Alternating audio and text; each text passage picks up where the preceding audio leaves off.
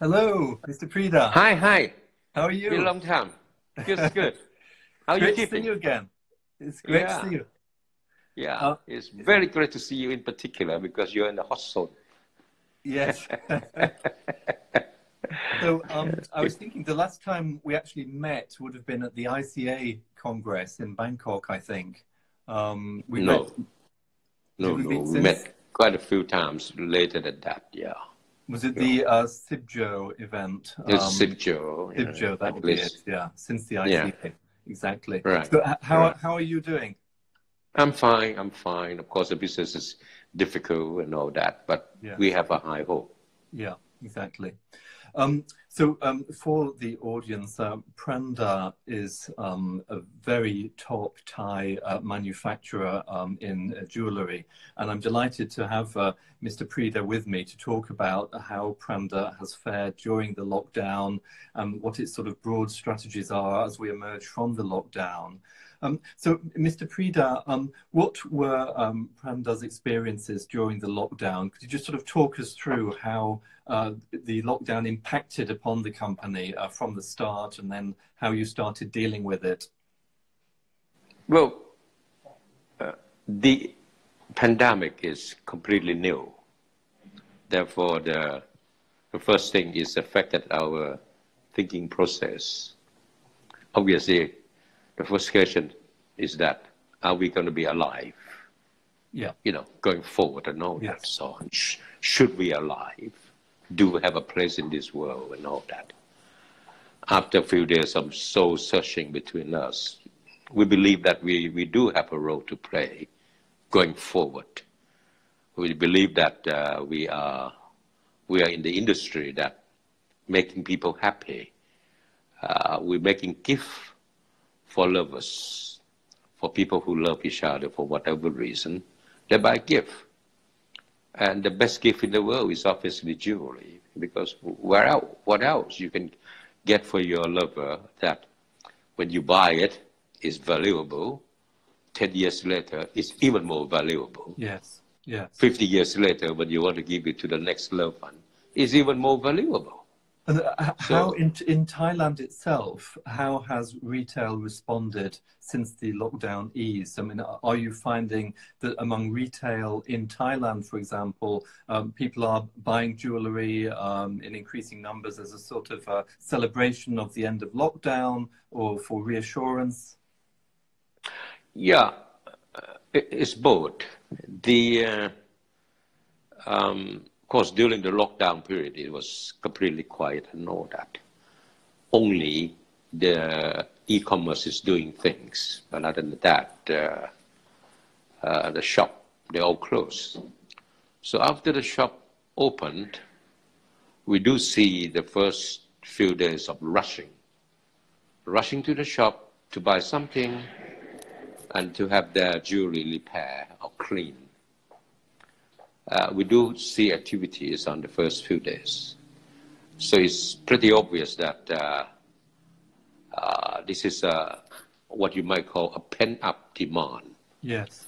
I mean, And there it were signs actually, of that. There were signs of that in China, weren't there, for luxury shoppers after lockdown ended there. There was quite a rush of demand for luxury purchases in Shanghai. yeah, it does happen. And I think it's not only here or in China. I think it's all over. You do have a reaction of pent-up demand. So our shop was doing okay in that sort of period. And up to now, we are probably doing about 70% of what we used to this time last year. So I can't be complaining enough. I was expecting worse. Yeah. Can you tell us a little bit about the manufacturing side of Pranda? Yeah, I was going to do that. Yeah. And how that was affected by the lockdown itself, and then how things evolved as you came out of lockdown. Yeah, and the first instant, of course, when we have the lockdown, where it's affect everybody. Everybody has a lockdown. So we have a cancellation of order, asking us to keep the merchandise there and all that, so on, not to deliver it until requested and all that. But then again, we start to see that it's, the orders started to be taken. And I was thinking that the people who actually was doing, we all omni-channel nowadays. We all have e-commerce bit of it and all that. All the brands. So they start to take the merchandise, and I'm suspicious that the reason for that was because of the e-commerce. However, we didn't really get any new order in those periods from March, April, and May. The good part of May. Did the manufacturing continue, or did it shut down for a period briefly? We actually never have to completely shut down. I think we were running something like 40-45% at the lowest point of March to April, to May. But then by middle of May, we start to have an order coming in, which again, I think that is because of that so-called pent-up demand that coming in. Yeah. And how have you sort of been handling your staff, your employees during the lockdown period to protect them? Did you bring in lots of measures and education for your employees? Yeah, that's a big part of our initial operation. The first reaction we had was started from the end of February, when it becomes so clear that things are spreading out from China in a very, very rushing way. So we immediately implement the sanitary procedures and all that. There are various, the social distancing, the cleanliness, cleaning hand every now and then. We have all these sanitary products in different places so that our workers can use this very often and all that. Now in our canteen, we actually separate them into, larger spaces, and for that reason we have to come up with a shift in the lunchtime, because normally we have enough lunch place for our usual staff, but when you actually have to make it bigger so that they can have enough space for social distancing, so we have to come up with 2 or 3 shifts of eating, for example. And you've also had a project to aid less fortunate people, the Pantry Project, haven't you? Could you tell us a little bit about the Pantry Project and how the idea came about and how it's worked through? We have what we call the sharing project, where we set up a corner where every Wednesday we open that corner, and it was full of necessity stuffs that for day-to-day using and all that, and it's coming from executive contributions, senior workers contribution, because they have higher income and all that so on. And then we also announce to the workers that, look, if there is anything that you are not using in any case and all that, give it to us, and we'll put it here, and somebody might make use of it and all that so on and so forth. And we still continue to do it now, today, every Wednesday of the week. Okay, that's excellent.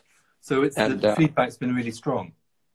Very good, and actually it's keep us together more and more. And our social contract becoming more bounded this way. The feeling good actually spread around in the factories, and that we love it.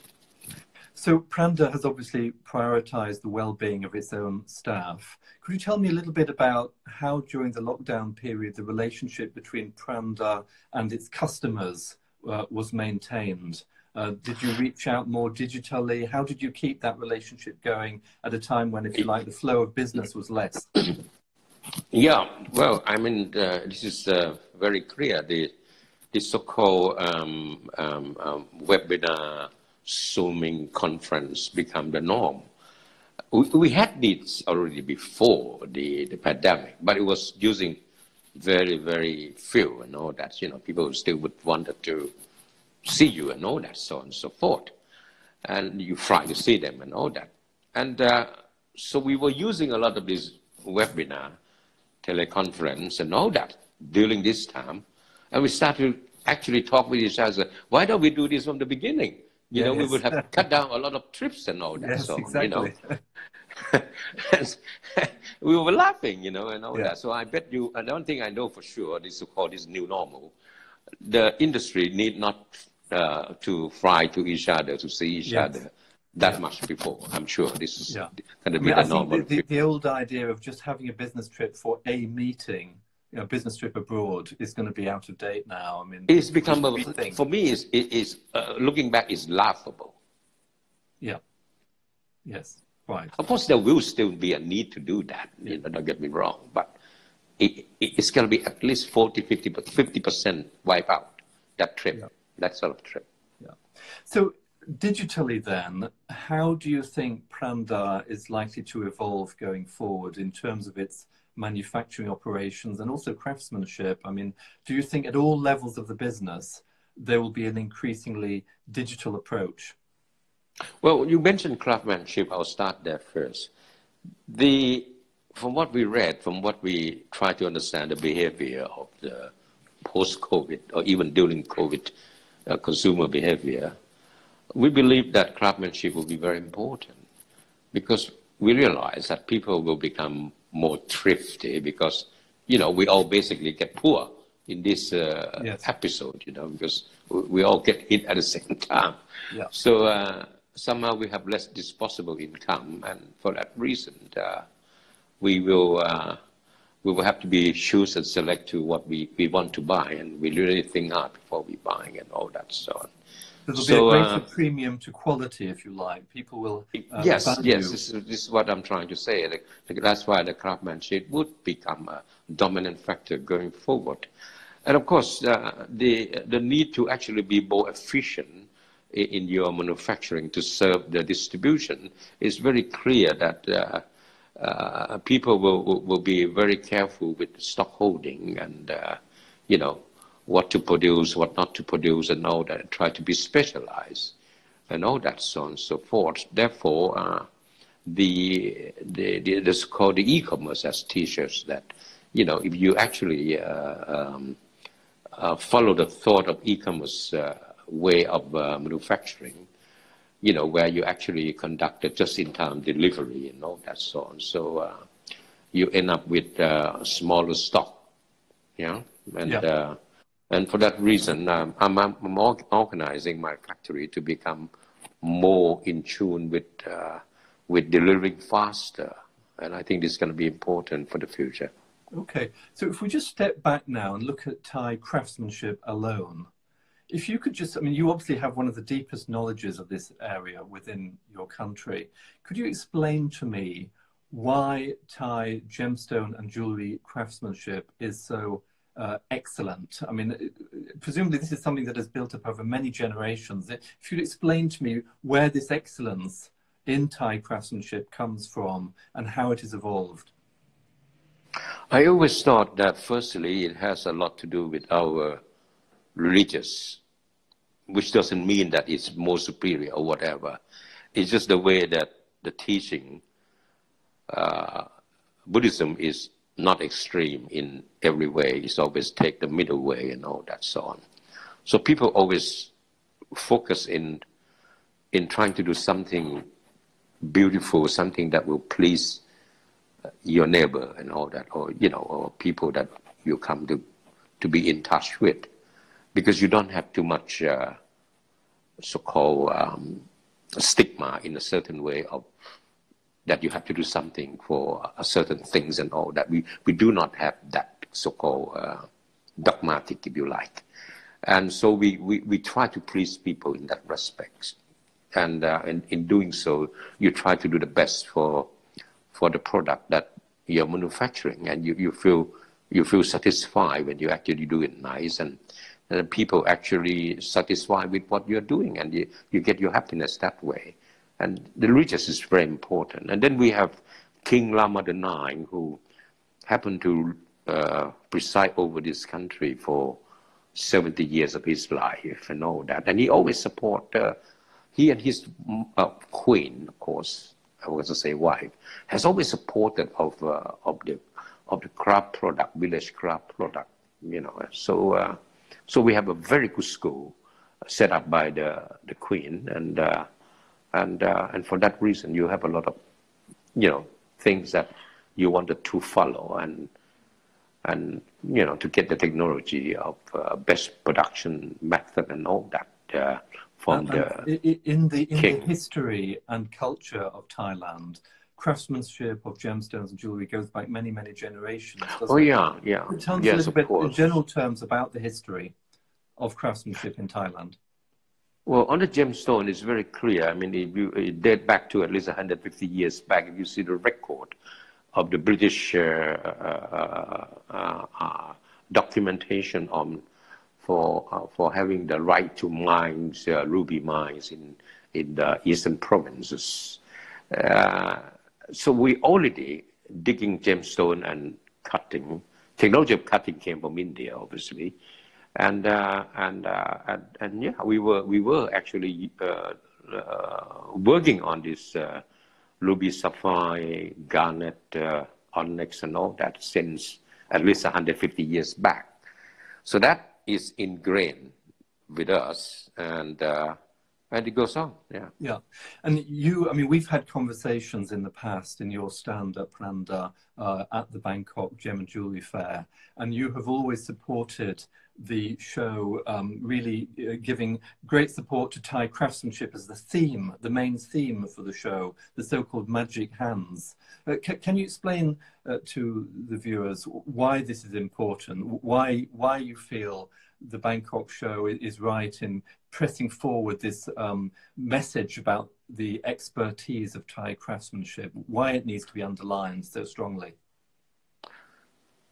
Again, if you look at this scenario where the world is going, we are going into this fast food syndrome thing. Everything we want to do is fast, fast, fast. And even the fine cuisine of the French and the Italian is becoming faster. And the Italian is now fighting back with slow cooking, right? Yeah, slow food, yeah. Slow food, right? And that become a hallmark of the country. And I thought that, well, you know, craftsmanship has been ingrained in our living for reason just explained. If we can actually keep it, you know, that will be the hallmark of the country. Yeah. And something that we can make decent living out of it. Do you think that looking forward, manufacturers like yourselves at Prida will increasingly do, if you like, bespoke or custom-made orders? Is that a segment that is going to grow? That's going to grow. That's going to grow. And this is part of, again, personalization, isn't it? That is increasing desire by the consumer for something individual yes. to them, which again that's increases demand for craftsmanship. Yes, that's a trend. Yeah, yeah, yeah. So moving on a little bit to Thai manufacturing. I mean, Prida is obviously one of the largest manufacturers. Could you tell us just in general terms about why Thailand excels in gemstone and jewelry manufacturing? I mean, do companies like Prida make sure they're always using the latest technologies, the latest machinery for manufacturing? Just draw a picture for us of, if you like, the Thai manufacturing sector and also where it's going. Well, you know, you can't avoid technology. I mean, even if we have a good craftsmanship and all that, in a certain working position, you do need a precision machine. Precision machine complement the craftsmanship. So yes, a good company with high craftsmanship in mind will always have to entertain the new technology. This is clear. And what is your next question, actually? So what is the future for Thai manufacturing of gemstones and jewellery? What is your vision for how it will change going forward? Will the technologies accelerate for certain types or segments of product? I don't have precise knowledge about what technology will excel and all that, so I will not answer. But I would imagine that Thailand ought to try to promote craftsmanship as a craft of the country, as something that should focus and excel on it. Because, frankly speaking, when we are good at craft, we're not so good at science. We're not so good at mathematics. We're not so good at making a super high capacity computer, because our thought and mind is more on the beauty of things and all that sort. And for that reason, if we don't have a good capacity on science, and we're so good in craftsmanship where the other people are not good at, because they all wanted to go to these scientific technology items and all that. So let them do. So we do what we're doing best. And again, like all things, whether you're doing scientific product or whether you do a craft product, it doesn't make it any different, because even at the end of the day, the return on your effort will be just the same, because the value of the product does not depend on how efficient you have on the product or how beautiful you have on the product. It depends on supply and demand. Yes. If you have so many people making a mobile phone, so the mobile phone is going to get cheaper because of the competition. And at the end of the day, nobody will earn any money out of it because it's so cheap. But if you have a beautiful products, high craftsmanship and all that, you will always find people in demand, and they will pay for it. And for that reason, people who is in the industry can enjoy a good profit, good return on their effort. So could you tell us a little bit about Pranda's experiences exhibiting at the Bangkok Gems and Jewelry Fair in recent times, and how that has helped you with your export drive? I mean, for Thailand, in value terms, gems and jewelry are the third largest export sector. So they're critically important for the Thai economy. And the great conduit for Thai gem and jewelry exports is the Bangkok Gems and Jewelry Show, because it attracts buyers, obviously, from around the world. And Pranda have a very prominent stand there traditionally. So looking back at the most recent editions of the Bangkok Fair, can you tell me about what your experiences were like, and the value, if you like, that the fair brought to you? Well, if we talk about the value, I have to go back to day one when we start to exhibit there. So when was that, Mr. Prida? When was that? In which year was that, roughly? It must have been, I can't remember the exact years, but it easily must have been like 41, 42 years ago, or 43 years ago even, maybe 42 years ago. And we are now in the 66th edition. Yes, the fair made my company. So I always have a very emotional attachment to the fair for that reason. And I still think that we need the fair, and we justifiably should having a good fair. Why? Because the gemstone is found here, the gemstone is cut here, the gemstone is being treated here, the gemstones is being imported from everywhere in the world into Bangkok, into Chantaburi. So we have all of these to serve the world. So at least we should have a good fair. And of course, in the last few years, one can say that we didn't really have a good fair. And oh, we need to find a way to come back to justify our position. Yes, our position has been losing to Hong Kong quite a bit for the fact that Hong Kong was a free trade free port, and not because they are manufacturing base, but they're free ports. So people like to go in and buy things and exhibit there because they can get in, get out easily, and not having got to pay tax and all that so-called bureaucratic work with the custom officers and all that, so on and so forth. But other than that, they don't really have a so-called a cluster of manufacturing comparing to Thailand, where we have everything and all that, so on. So yeah. What do you think then is the potential solution in terms of, if you like, the relationship, the synergies and timing between the Bangkok Fair and the Hong Kong Fair that will promote the interest best of the Thai export industry? How should the relationship be developed going forward, in your view? My personal feeling, I have actually I was trying to open the page that I have tried to collect my thought, and by interviewing a lot of other people in the fair of how to make a nice fair again. First, I believe that we should decoupling from Hong Kong fair. We should be standing alone by ourselves.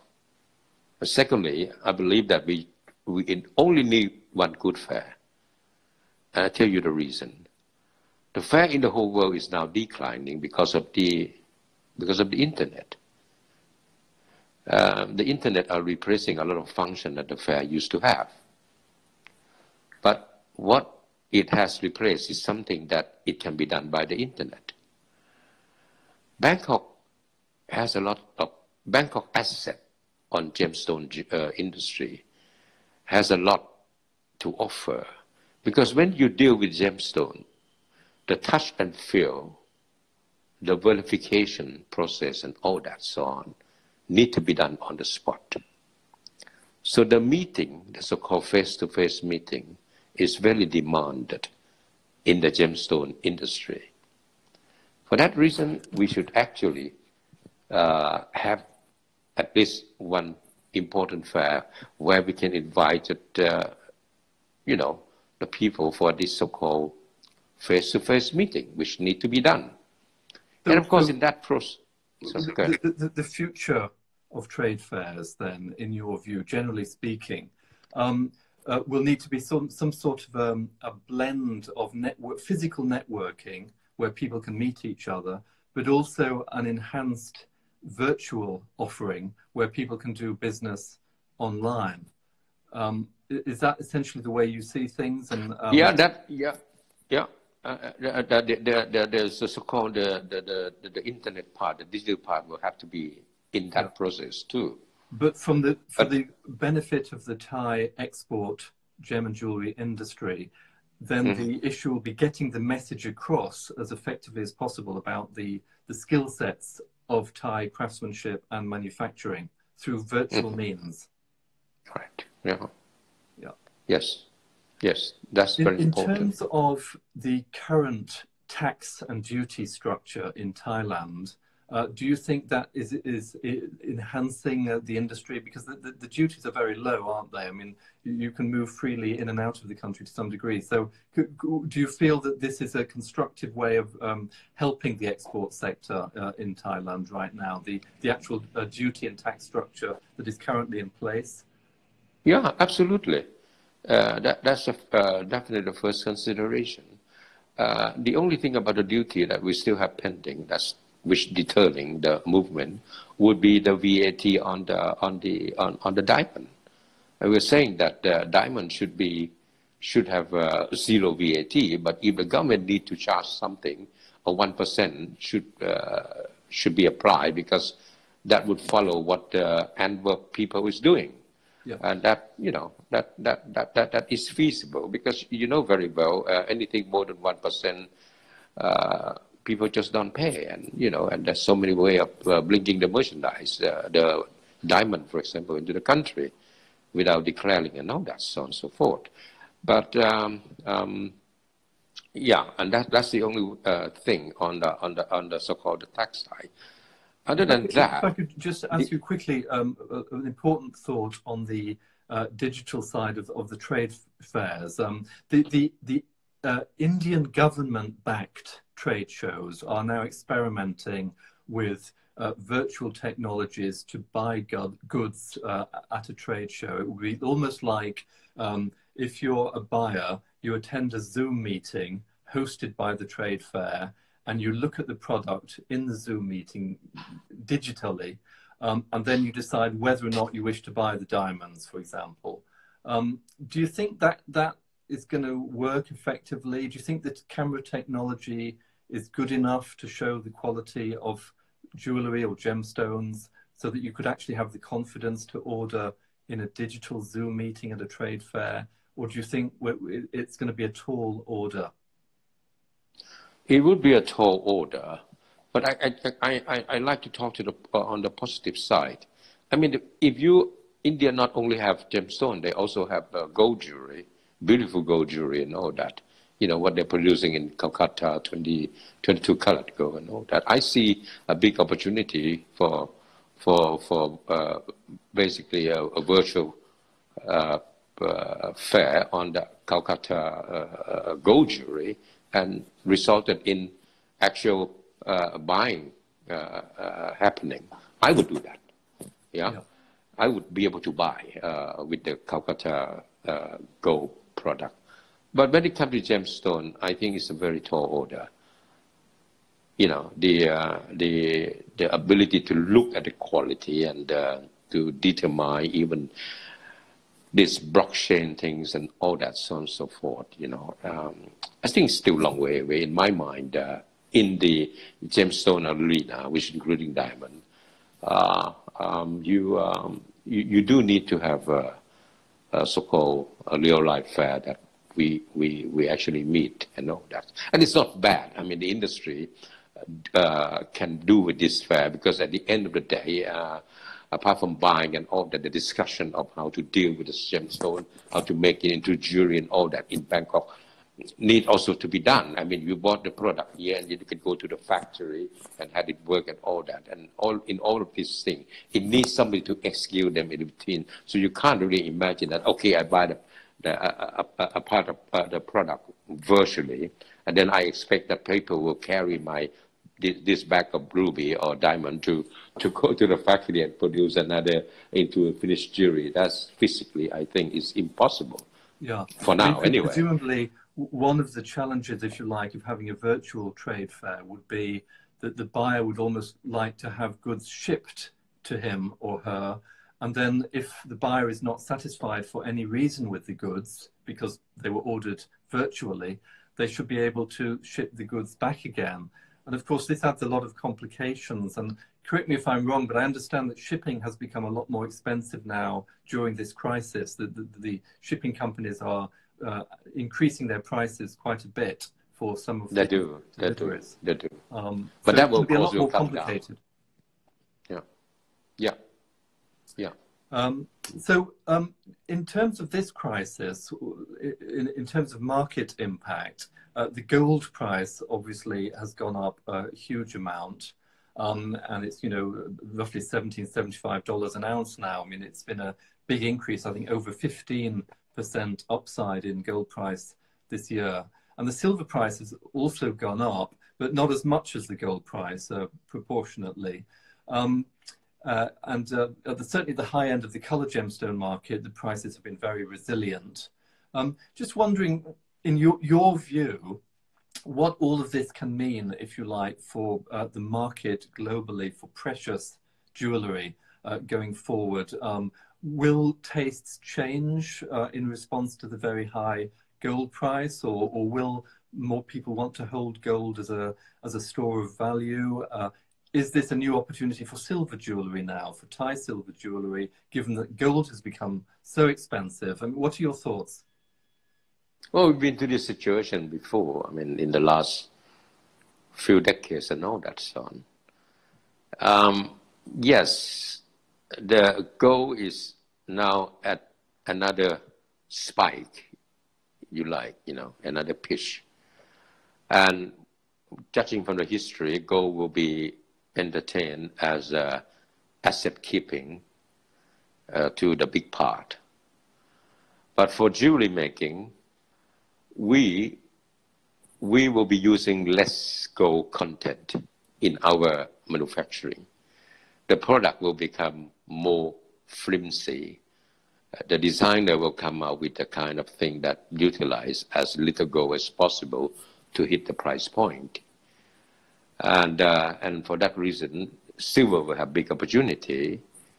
It's always like that, to replace certain thing that, you know, people just can't afford anymore in gold and all that.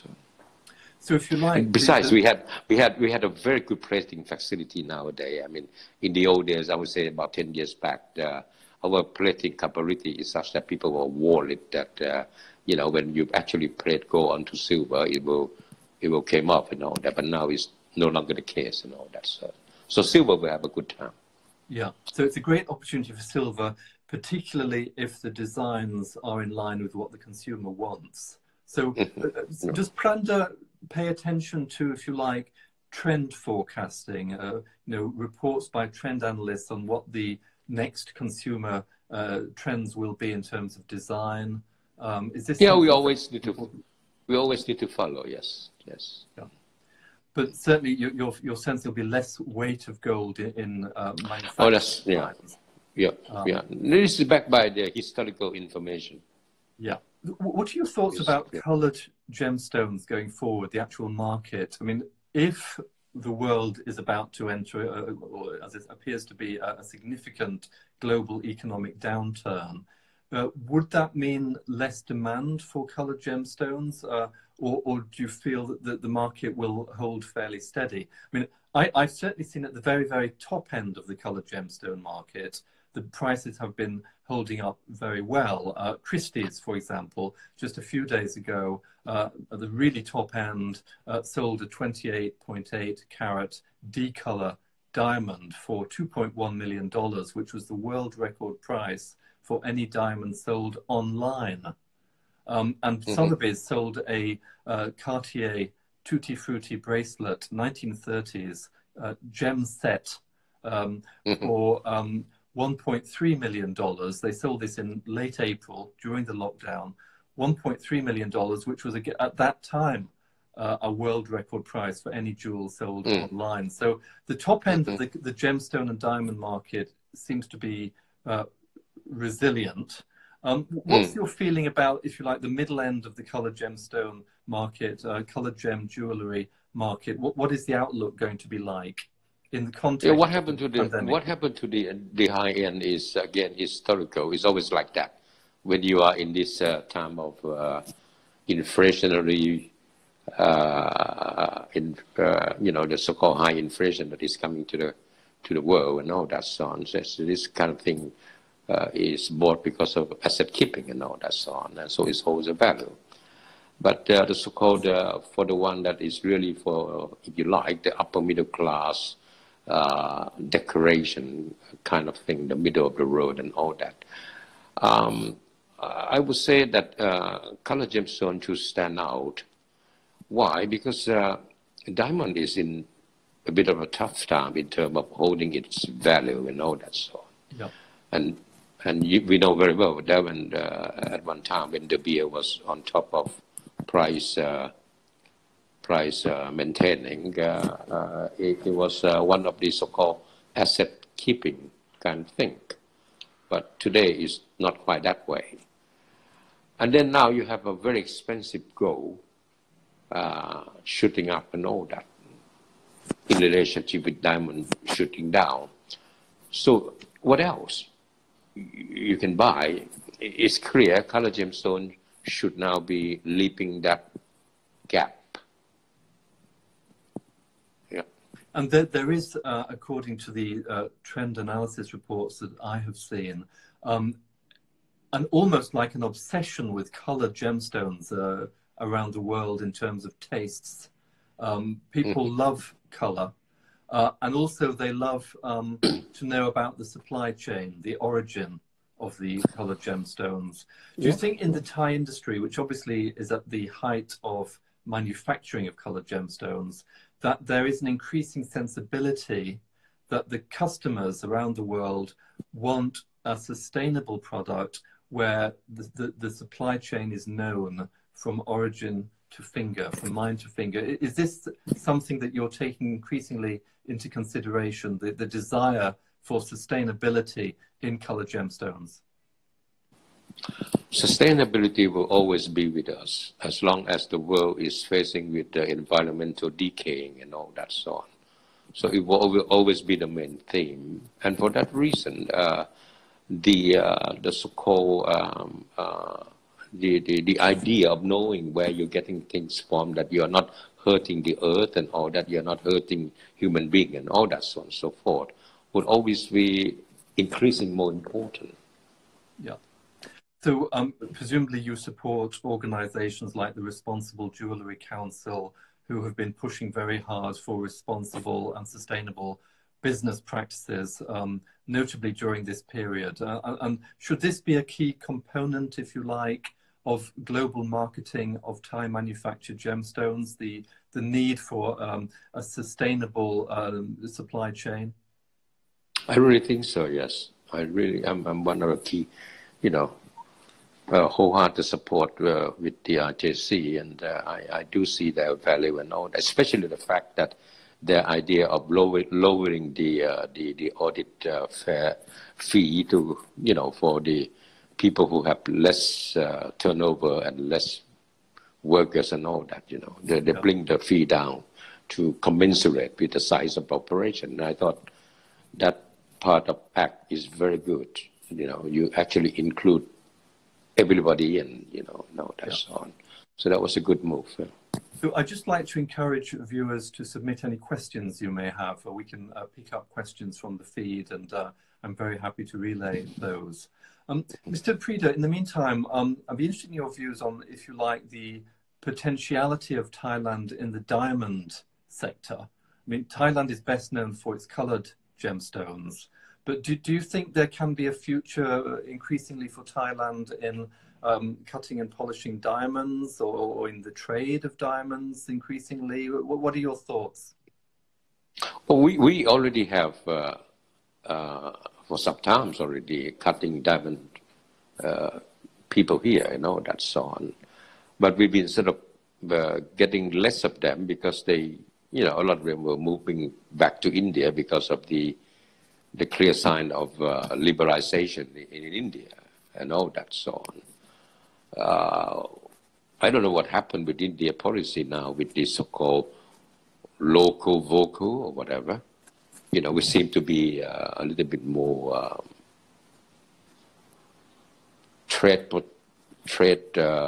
protection or economic, what we call the country or sword. Just close the country and try to do things by yourself and all that. Protectionism, so on you and mean? So forth. But that might be a hard word, but in that way and all that so on. So that could open an opportunity for Thailand, because then you can basically cut diamond free duty completely free in every way. No hassle with our official now, because the mindset of our officials are very clear. They want to support the industry. So yes. Yeah. You can. This is a good time to think about the Thai cutting. Yes. Yeah. So in terms of the future of trade fairs and the best ways to sort of explain to the world Thailand's capability in manufacturing and in craftsmanship, how can this be done going forward in your view? I mean, do you have to use social media increasingly and should say the Thai authorities have a great master plan for messaging the skills of Thailand in craftsmanship and manufacturing? Well, this Magic Hand is a very good example of the initiative. We have to build the country around this so-called this cultural heritage that we have. And we have so much to offer. So there is a lot of materials that we can use in propagandizing ourselves. And of course, social media now is very effective and very inexpensive. So this should be a very good opportunity to build the country around these craftsmanships, and we need to do it. Yeah. And do you have a view on the future tax policy that would help the Thai export sector, the directions to go in? What visions would you have for that? Well, as I said earlier, the tax-wise, everything is already completed, except for diamond that need to be dealt with. Everything else was just completely free now. Whether you send a rough here, you send finished item here, and all that, it's all free. Yeah. So it's only the diamond so that still have the. Yeah, that's it. And then after that, so in terms of developing the Bangkok Gems and Jewelry Fair to boost Thai exports of gems and jewelry right around the world, what are your thoughts about how the show can develop in different ways? I mean, should the show partially be seen as a means of education? Do you think its seminar program or indeed a potential webinar program would benefit the Thai industry by presenting, if you like, more information about the Thai sector? Yeah, I think because of the clustering effect that we had on the gemstone sources, they're all here and all that. We obviously have a lot of talent here that they can talk about the gemstones. And if you can create a series of webinar along, each stone, and use that talent in the country, not necessarily needed to be a Thai, but there's a lot of the Italian people living here, French people, Russian, and all that so on, and they all involved in this business, and they can speak English very well. So, you can use them as part of your so-called sources. And also, I mean, I know that there's been the silver showcase at the Bangkok fairs in the past. Yes. Including showing a silversmith at work in February of this year. Do you think it's important that Thailand should continue to express its skill set, its expertise in silver jewelry manufacture as if you like, as a growth area for the future? Yeah. Yes. I mentioned a lot about the gemstone part. Yes, but I have to say that the second most important part will be the silver jewelry. That's very clear, and it would be nice, yes, if we can actually do the so-called virtual fair with silver jewelry. Yeah, that would be very good. I wholeheartedly agree with it. Yes, because again, this virtual fair is still very new. We don't quite know yet which direction it will work and all that. But I could see this silver jewelry virtual fair focus on silver. Because in a way, there's a difference between, if you like, having a virtual fair in silver jewelry and a virtual fair in exquisite diamonds with very superb clarity in terms of their possible success. Because if the buyers and the sellers kind of know each other already, they already have an established relationship before the virtual fair, and then you showcase the silver jewelry in the virtual fair, the deal is more likely, I think, to be done. But if you're showing a certain diamond with a certain high clarity virtually, it's more difficult to verify that clarity. And if there are only small differences in the types of clarity between diamonds, and you're expressing that it's of a certain clarity, it's a more difficult deal to transact virtually, unless the buyer and seller know each other really well already. So in terms of virtual fairs, I guess a lot will depend on the type of product that is being sold. I mean, what are your thoughts?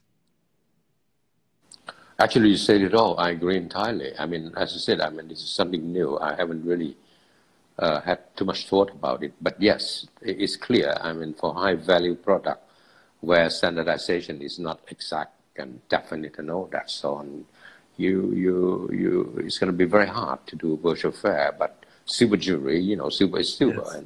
Yes. And also for jewelry pieces, virtually, you can showcase the design very well under camera. I mean, you know it's silver. You've expressed Yeah, it's of a certain quality.